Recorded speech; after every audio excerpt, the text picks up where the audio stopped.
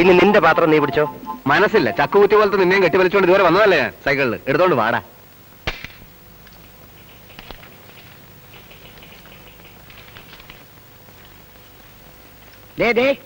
ഇങ്ങ് വന്നേ.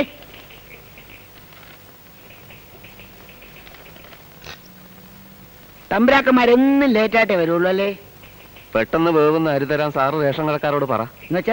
എന്ന് വെച്ചാൽ അത് തന്നെ. ഇപ്പൊ കിട്ടുന്ന അരി വേവണമെങ്കിൽ ചുരുങ്ങിയത് 2 മണിക്കൂർ എടുക്കും. അതെ, അപ്പൊ പിന്നെ കുറച്ച് ലേറ്റ് ആവും. ഞാൻ ഹെഡ് ഓഫീസിൽ എഴുതിയാലുണ്ടല്ലോ. ജോലി വല്ല ഉണ്ട് പറ സാറേ. ഇവിടുത്തെ തല്ലിപ്പൊളി ശമ്പള സ്കെയിലിന് ഞങ്ങളല്ലാതെ വേറെ ആര് വരും? 1975 മുതലുള്ള കംപ്ലീറ്റ് സ്റ്റോക്കിന്റെ ഫയലുകൾ അരമണിക്കൂറിന് എന്റെ മേശപ്പുറത്തെത്തണം. 75 മുതലുള്ളത്? അതെ, കംപ്ലീറ്റ് സ്റ്റോക്ക് അരമണിക്കൂറിനാം ഈ മേശപ്പുറത്ത്. ഓക്കെ, താനിങ്ങി വന്നേ. താൻ പോടോ. താനിങ്ങി വരാൻ. ഇതാരെ താൻ പോടോ. ഷെയർ ഹോൾഡേഴ്സിനുള്ള റിപ്പോർട്ടെല്ലാം കവറിലാക്കിയില്ലേ? എനിക്ക് കവർ കയറി അത് പുറത്തെടുക്കണോ?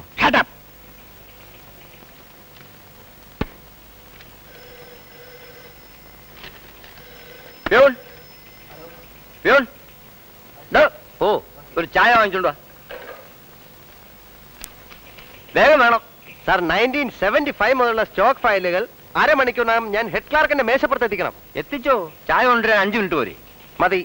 പക്ഷെ ഇപ്പൊ പറ്റില്ല സാർ. പറ്റുന്നില്ല സാർ. മര്യാദക്ക് ചായ വാങ്ങിച്ചോണ്ടാണ് പറഞ്ഞത്. സാർ എന്നെ വരട്ടാൻ തുടങ്ങിയിട്ട് കുറെ നാളായി. സാർ ഒരു കാര്യം ഓർമ്മിക്കണം. ഞാൻ ബികോം ഫസ്റ്റ് ക്ലാസ് പാസ്സായ ഒരാളാണ്. 10 തവണ SSLC എഴുതി കടന്നുകൂടിയ സാറ് ഇവിടെ ക്ലാർക്കും ഞാൻ പ്യൂണുമായി പോയത് വിധിയുടെ വിളയാട്ടം കൊണ്ടാണ്. ഒരിക്കലും ഒരു SSLC കാരൻ ഒരു ഡിഗ്രിക്കാരനെ വേദനിപ്പിക്കരുത്. ചായ വാങ്ങിച്ചോണ്ട് തരാൻ പറ്റില്ല സാർ. സോറി.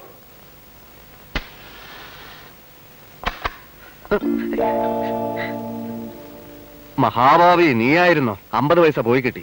പോട്ടെ, എല്ലാം തൊലഞ്ഞു പോട്ടെ. ഇവിടുത്തെ സ്ഥിതി അന്നന്ന് വഷളായിക്കൊണ്ട് വരികയാണ്.